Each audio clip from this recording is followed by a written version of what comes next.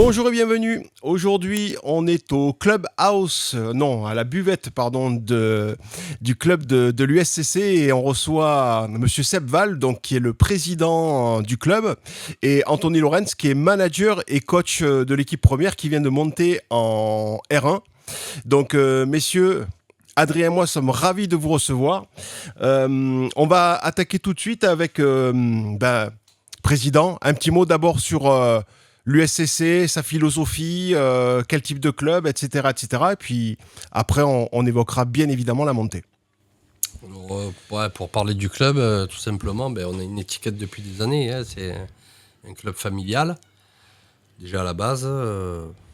Après, un club qui travaille de mieux en mieux, je pense, avec les jeunes. On le voit cette année, notamment sur les tournois.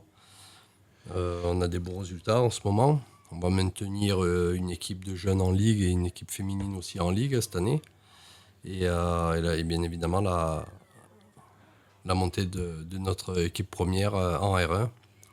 Donc, qui vient couronner tout ça, quoi. Alors, j'ai oublié de dire que Adrien, bien évidemment, est aussi éducateur, mais je pense que les gens de la chaîne le savent maintenant. Tiens, un petit regard d'Adrien par rapport à ce club. Bon, le club, moi, je le connais depuis des années, puisque moi, j'ai joué avant la réunification Carquet-Lacro. Moi, c'était que Lacro, du coup, mais effectivement, c'est mon club de cœur. Le Sporting, j'ai joué quand j'étais minot, et après, en senior, j'ai joué à Lacro.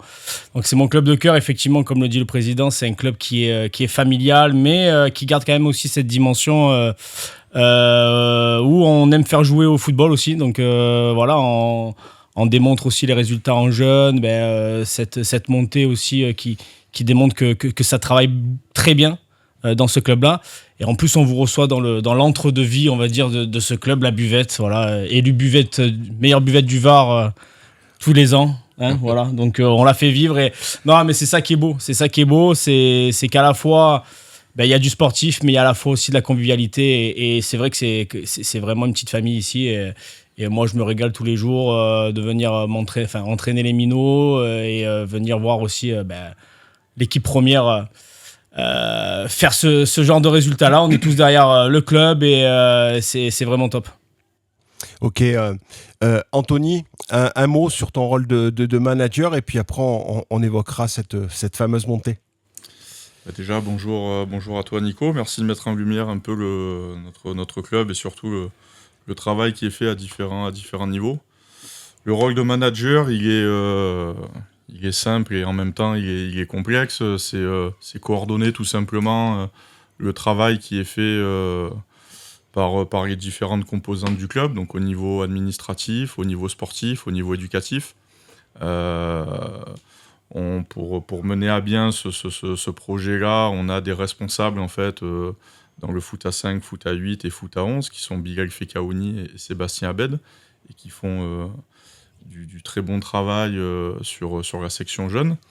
Et puis, dans l'idée, c'est d'être le référent de toutes ces remontées, qu'elles soient positives ou négatives, et essayer d'harmoniser tout ça pour que les jeunes du club puissent déjà bien se sentir, qu'on puisse à terme essayer de performer dans un maximum de catégories.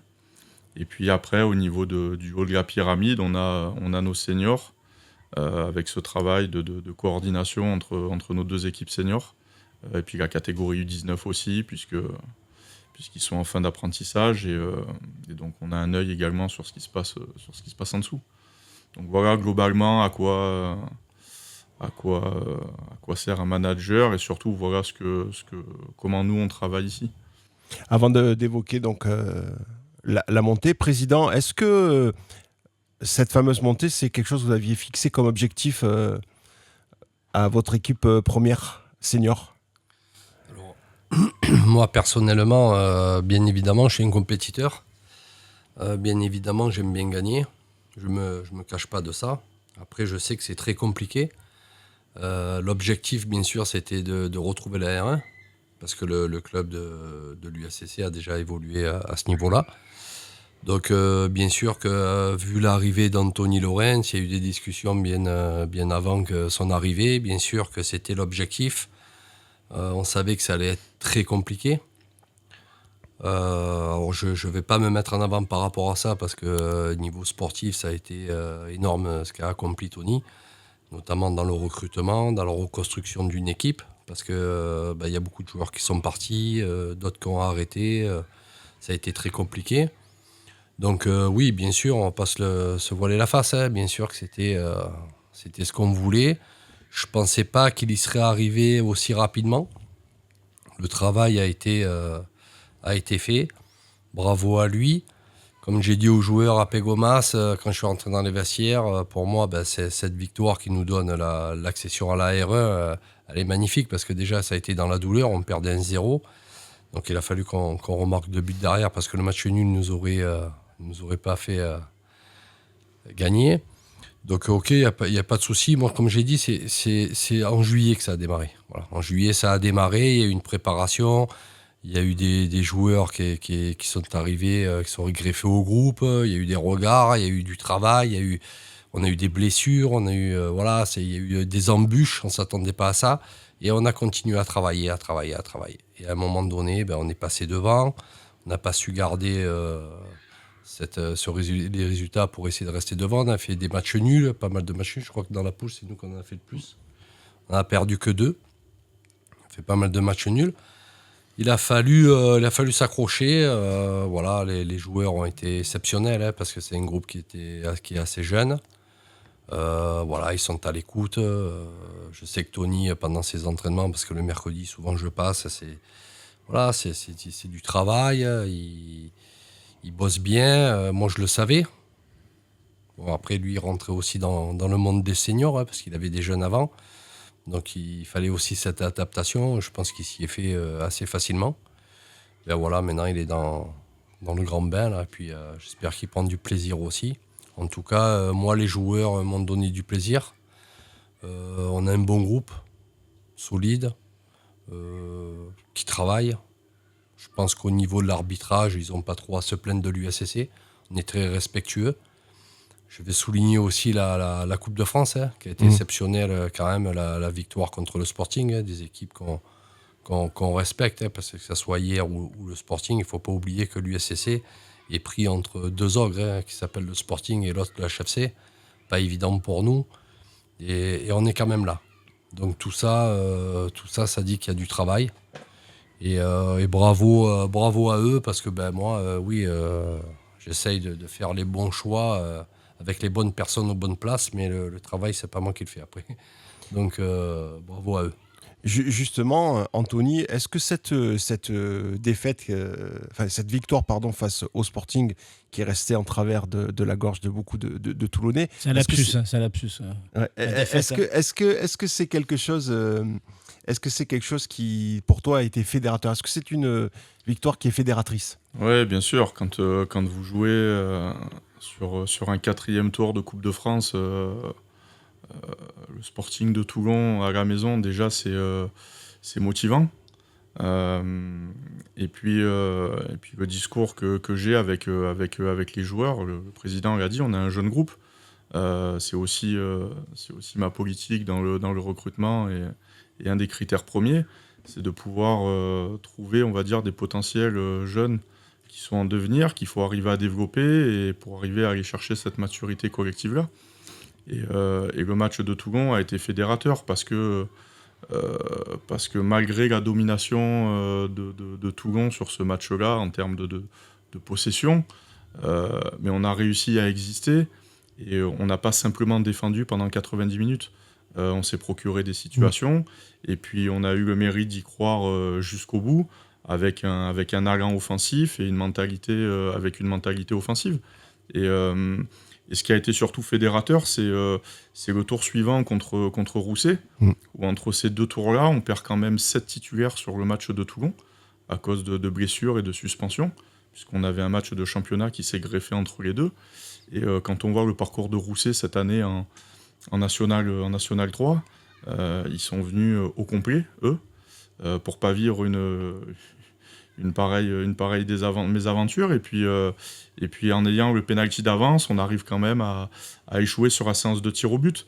Et c'est surtout là où les joueurs ont pris conscience qu'ils avaient tous un potentiel individuel et que malgré cette rotation, beaucoup d'équipes se seraient peut-être écroulées ou on aurait pris une main, voire deux contre cette équipe-là. Et puis finalement, on a aussi existé et ça a été un élan vraiment pour le collectif. Donc oui, la Coupe de France a été un boost de progression pour le groupe. Et vous êtes cette année la bête noire du Sporting, puisque jusqu'à la fin, c'est contre la réserve que vous avez lutté.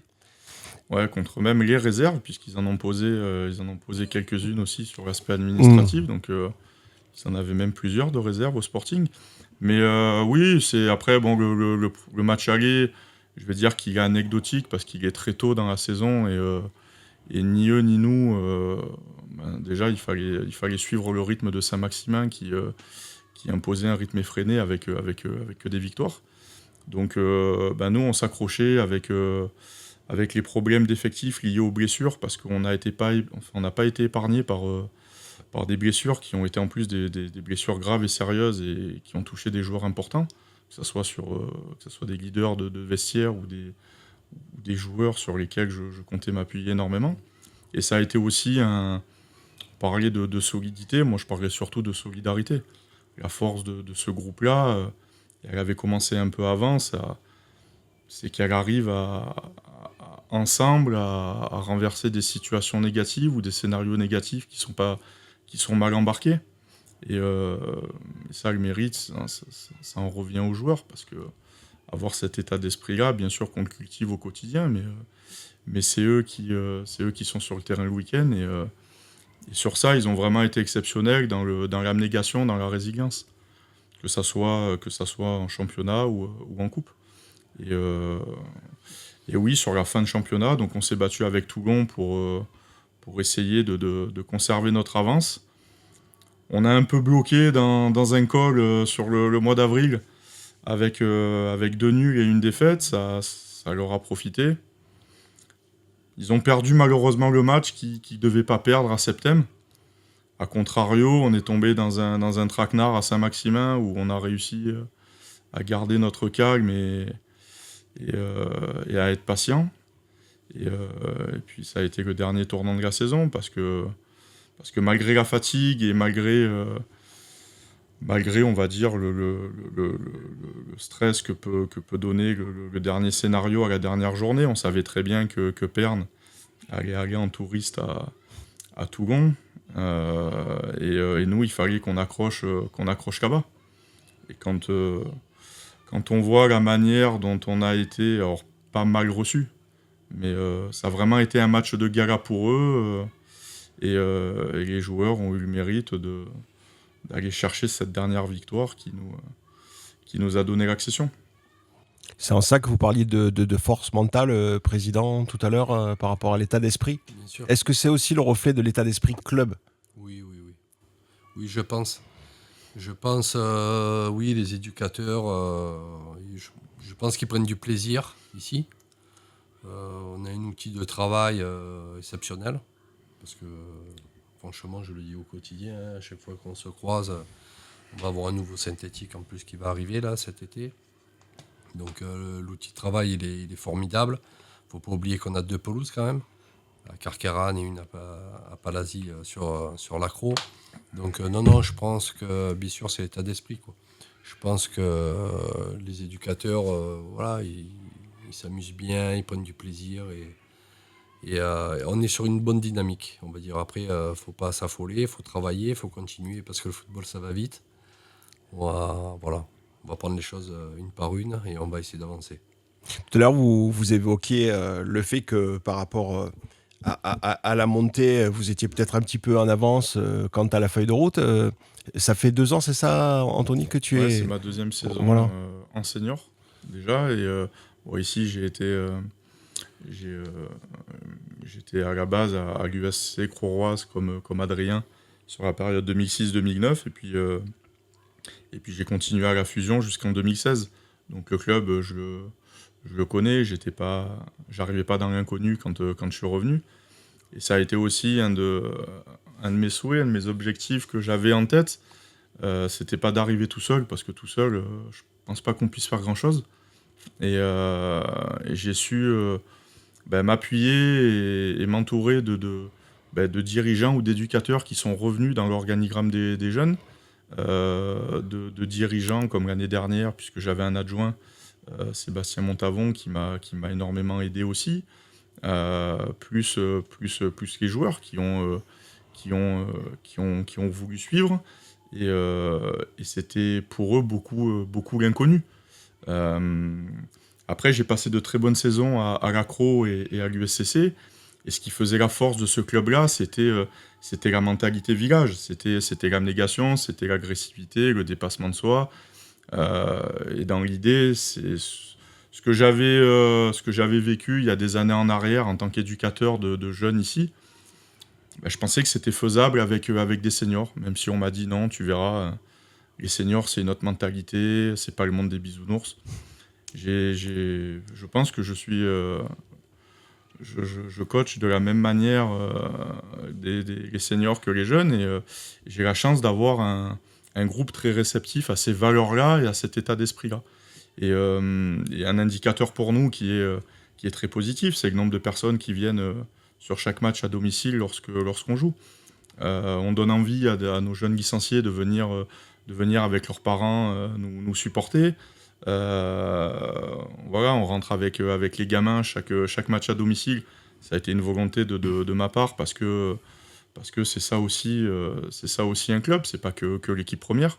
Donc je remercie aussi les éducateurs qui ont joué le jeu à tour de rôle, que ce soit les féminines ou les garçons, de U6 jusqu'au U13, et qui nous ont supportés, qui nous ont encouragés toute la saison. Donc voilà, c'est un plaisir aussi de voir cette grande tribune qui soit pleine et qui soit vivante. C'était aussi un des petits objectifs que j'avais en tête. Parce que quand vous avez une structure comme celle-là, si vous proposez pas de jeu et que votre tribune elle est vide, moi j'aime pas m'ennuyer sur un banc de touche, donc je pars du principe que, même si je sais que le public est très exigeant avec beaucoup de sélectionneurs et d'entraîneurs à l'intérieur, mais voilà, qu'on donne un peu de plaisir à nos licenciés, à nos partenaires, à nos sympathisants, c'est l'objectif. Moi, de l'extérieur, parce que je suis venu vous voir à 3-4 reprises cette saison, mais j'ai vraiment le sentiment que de plus en plus, l'USCC devient un club attractif. Président, vous disiez que vous étiez coincé entre Toulon et Hyères, ce qui est vrai, d'un point de vue géographique, mais finalement, on se rend compte que ce soit dans les catégories jeunes ou peut-être aujourd'hui senior et peut-être encore plus avec cette montée en R1, que le club devient de plus en plus attractif, parce que aussi vous avez de super installations. Alors c'est vrai, hein, on me le dit, hein, on me le dit aussi, on va pas se voiler la face. Mais tout ça, c'est un peu toute la restructuration qu'on a faite par rapport aux éducateurs, par rapport au bureau, tout l'administratif, tout ça. Alors ça a été aussi avec l'arrivée de mon vice-président, Marvin Mampat, qui m'a redonné un coup de boost, parce que moi, quand je suis arrivé dans le club, c'est vrai que ça n'a pas été évident pour moi. Puis j'ai pas mal appris, j'apprends encore. C'est pas évident, je pensais que c'était plus simple, mais c'est vrai que c'est compliqué. Donc moi, j'ai commencé un travail de mon côté. Souvent, on me disait, vous n'avez pas de vice-président, comment ça se fait, pas quelqu'un qui vous épaule. J'avais réfléchi à la question, je cherchais, j'avais bien ciblé un profil. Et j'en ai parlé à monsieur Monpat. On s'est rencontrés, on a discuté, le feeling est passé, on était sur la même longueur d'onde. On s'est revus le lendemain, puis on a décidé de partir tous les deux. Alors c'est vrai que d'un côté, moi qui suis un peu plus âgé, qui a un peu plus d'expérience peut-être niveau football, parce que j'ai côtoyé la R1 en tant que papa de joueur, tout ça, donc ça faisait un petit moment que j'étais un peu baigné là-dedans. Marvin qui est arrivé un peu avec cette fougue et cette jeunesse, et on a une équipe jeune, donc voilà, des fois ça passe peut-être mieux avec lui aussi. Donc je pense que de travailler comme ça en complémentarité, on va dire, c'est on s'éclate. Les choses elles sont carrées. Moi je suis très pointu sur certaines choses, lui aussi il est. Donc on s'entend bien, on fait du bon boulot tous les deux. C'est un peu un travail de sape et un travail qui ne se voit pas, mais c'est un peu ce qui ressort en ce moment de tous ces résultats, quoi. Je le pense aussi. De l'extérieur, toujours, on a vraiment le sentiment, enfin, moi j'ai le sentiment que l'USCC est un club structuré. Tout à fait. Je le pense aussi parce que c'est ce que je voulais à la base. Je voulais, j'ai changé pas mal de choses. Alors, des fois, ça ne plaît pas à tout le monde, hein, mais malheureusement, des fois, il faut trancher, quoi. Donc, oui, c'est ce qu'on a fait. C'est ce qu'on a fait. Et après, c'est un travail au quotidien, hein. Je ne vais pas me voiler la face. Je ne veux pas dire non, c'est que dalle, on y arrive. Non, c'est tous les jours, une fois, deux fois, trois fois au téléphone avec Marvin. On s'appelle, on voit pour une chose, on voit pour une autre. On se fait des réunions. Non, c'est un travail de titan, il ne faut pas croire, hein. Et voilà, et on prend du plaisir après comme ça, quand on voit nos jeunes évoluer, qui s'éclatent, qui gagnent des matchs, quand on voit notre équipe senior, quand on voit le monde au stade, quand on voit qu'on attire, c'est un peu la récompense. Donc pour l'instant, pour nous, tout va bien et on est content, quoi.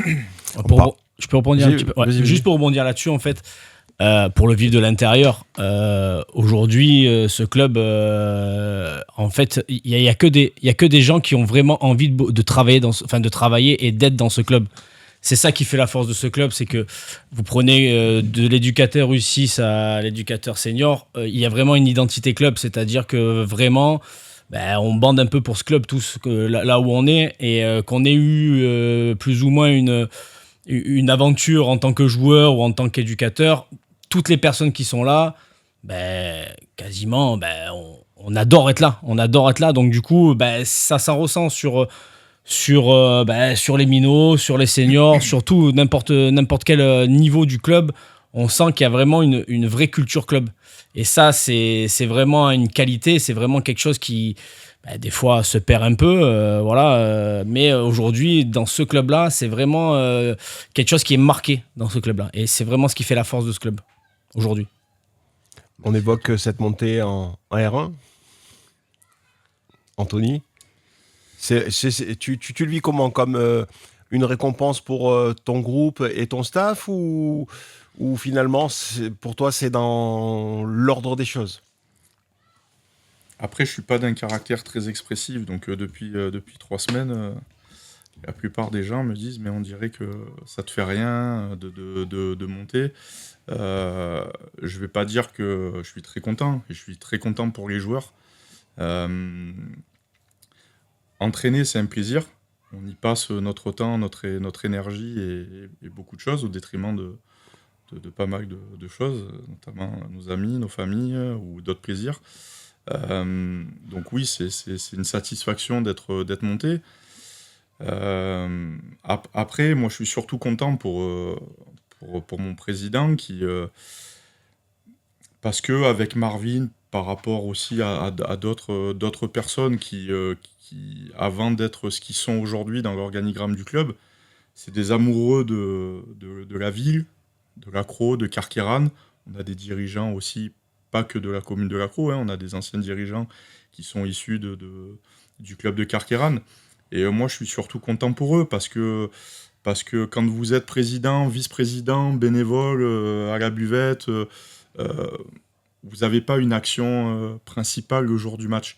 Donc vous rongez votre frein, vous êtes là avec votre stress, vos envies, et c'est surtout, voilà, moi je suis content de les avoir récompensés et que les joueurs les aient récompensés par rapport à ça.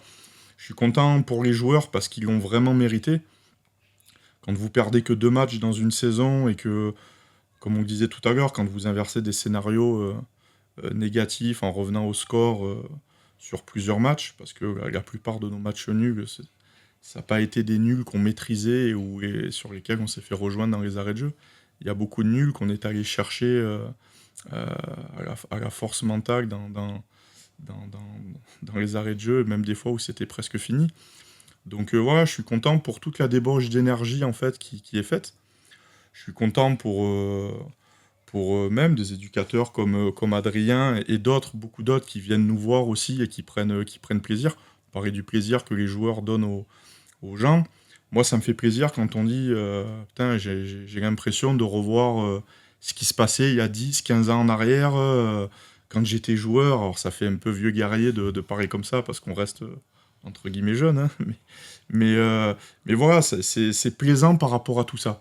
Après, au fond de moi, je suis fier de ce qu'on a réussi à faire. Mais, euh, mais je trouve normal qu'un club comme l'USCC soit au niveau régional 1. Pareil de structure, on a la chance d'avoir des mairies qui nous accompagnent et qui nous soutiennent au quotidien. Je suis passé par d'autres clubs où c'était beaucoup plus compliqué sur l'aspect logistique, sur l'aspect financier.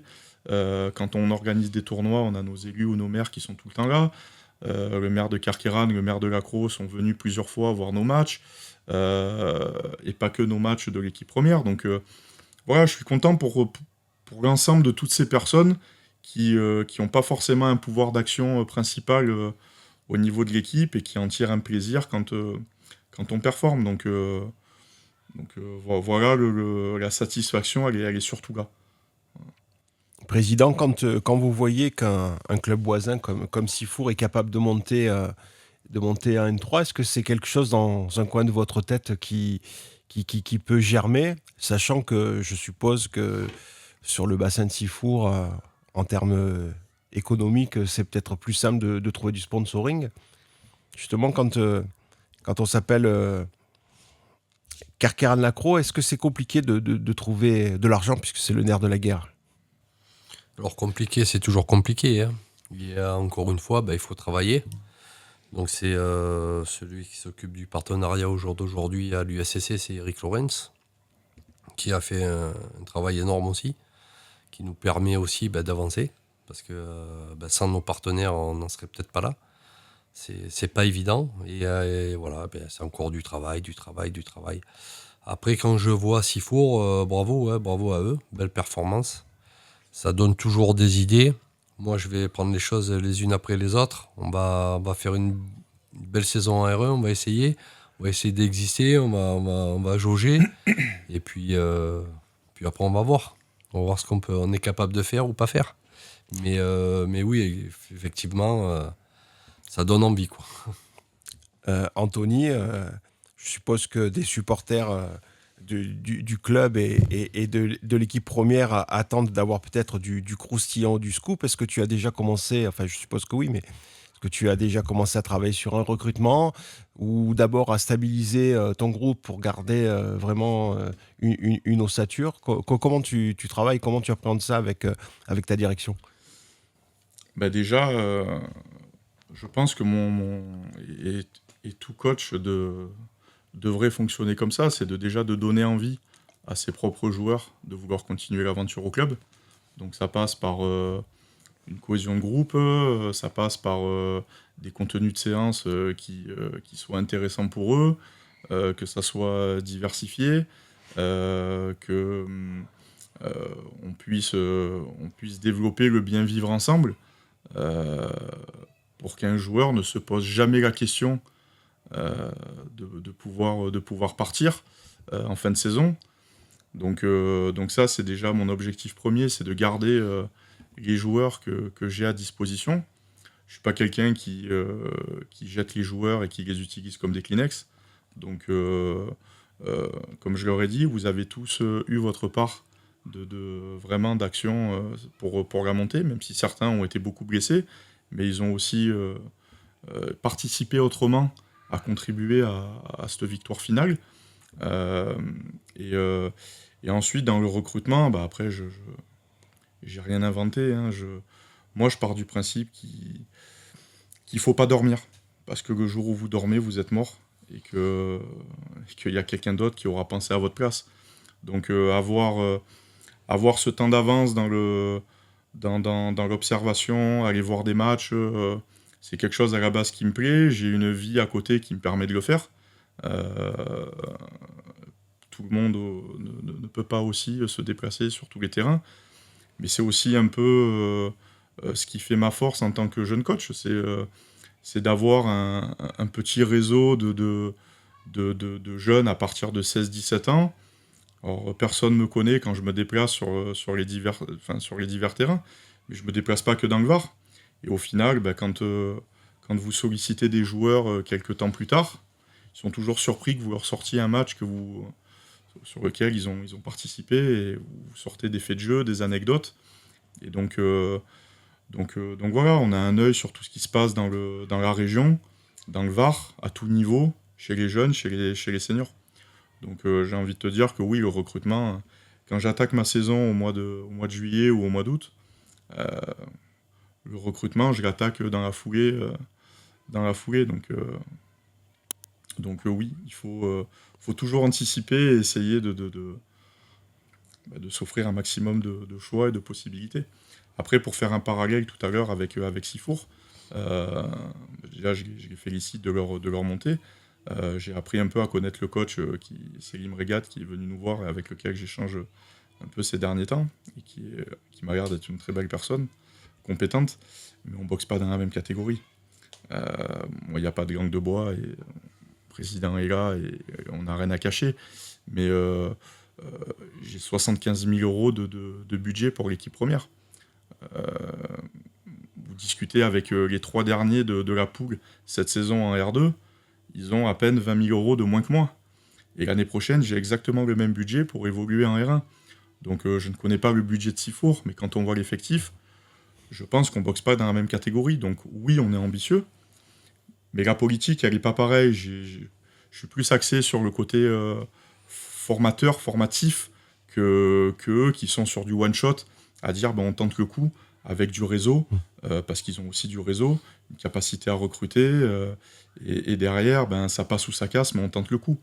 Nous, on n'est pas du tout dans cette politique-là, et mon objectif premier la saison prochaine, ça va être de me maintenir le plus rapidement possible pour pouvoir faire évoluer les joueurs et donner un maximum de temps de jeu à des joueurs pour qu'ils puissent se développer à ce niveau-là.